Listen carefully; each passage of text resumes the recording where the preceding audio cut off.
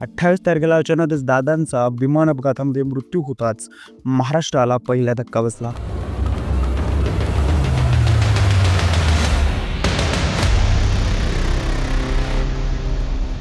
पण आज तब्बल 8 ते 9 दिवसांनी महाराष्ट्राला दुसरा सर्वात मोठा धक्का बसला.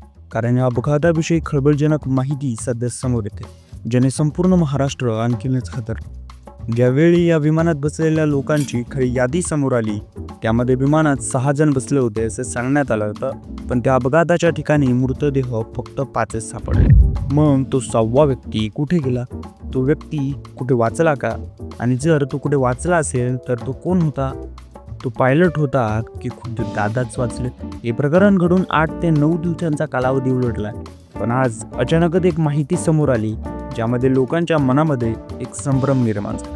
कालपर्यंत टीव्हीवरती सांगितलं होतं की विमानात 5च जण होते आणि 5च जणांचे मृतदेह सापडलेत. दादांची ओळख पटण्याचं कारण म्हणजे फक्त त्यांच्या हातातील खटे आहे. कारण तिथं उपलब्ध असणारे जे मृतदेह होते त्यांची ओळख पटणं अत्यंत कठीण झालं होतं. दादांवरती अंत्यसंस्कार करूनही बरेच दिवस झाले. पण आता अशी धक्कादायक माहिती सध्या समोर येत आहे, ज्यामुळे संपूर्ण महाराष्ट्रामध्ये एक वेगळं वातावरण तयार झालंय. कोणाचाही विश्वास बसत नाही. अमोल मिटकरी यांनी विमान ज्या ठिकाणी क्रॅश झालंय तिथे आपण त्याच दिवशी सायंकाळी गेलो होतो अशी माहिती त्यांनी दिली. घटनेच्या दिवशी संध्याकाळी 5 वाजता घटनास्थानी गेलो असता तेथील सरपंचांनी धक्कादायक माहिती दिली असं मिटकरी यावेळी म्हणाले. विमानातून कोणीतरी उडी मारण्याचा प्रयत्न करत असल्याचं त्यांनी पाहिलंय.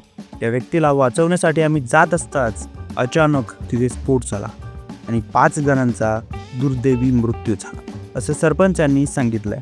असा अंदाज मिटकरी यांनी केलाय. या विधानामुळे संपूर्ण प्रकरणाला एक नवं वळण मिळाले. अजित पवार यांच्या मृत्यूचं गूढ महाराष्ट्रासमोर राहू नये याचा त्यांनी संपूर्ण उलगडा केलाय. यासाठी आपण जिवंत असेपर्यंत लढा देणार असा ठाम संकल्प अमोल मिटकरी यांनी यावेळी केलाय. या ठिकाणी अत्यंत महत्त्वाची बातमी समोर येत आहे, ती म्हणजे हा जो जिवंत व्यक्ती आहे तो नेमका कोण आहे याबद्दलचा एक महत्त्वाचा रिपोर्ट येणं बाकी आहे. ब्लॅक बॉक्स ज्यावेळी आता खोलण्यात येणार, त्या ब्लॅक बॉक्समध्ये काय काय माहिती समोर येईल हे आता बघावं लागेल. ज्यामुळे आता 6वा व्यक्ती कोण होता? का विमानात फक्त 5च व्यक्ती होते? हे सोशल मीडियाच्या माध्यमातून किंवा प्रसार माध्यमांनी या ठिकाणी सांगितलं होतं. मग ही माहिती चुकीची होती का? कारण 5 व्यक्ती होते आणि 6वा व्यक्ती त्यांच्या तोंडातून गेलाय का? कारण ही जी माहिती आहे ती सूत्रांमार्फत आणि संशयितांमार्फत बोलली जाते.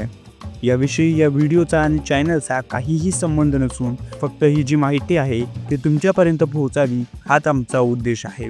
आणि महत्त्वाचं म्हणजेच 6वा व्यक्ती कोण आहे यावरती आता एक मोठा खुलासा आता होणार आहे. यावर तुमची प्रतिक्रिया काय? कमेंट्स करून सांगा. आणि असेच नवनवीन व्हिडिओज पाहण्यासाठी TDS मराठी या चॅनलला सबस्क्राईब करा. धन्यवाद.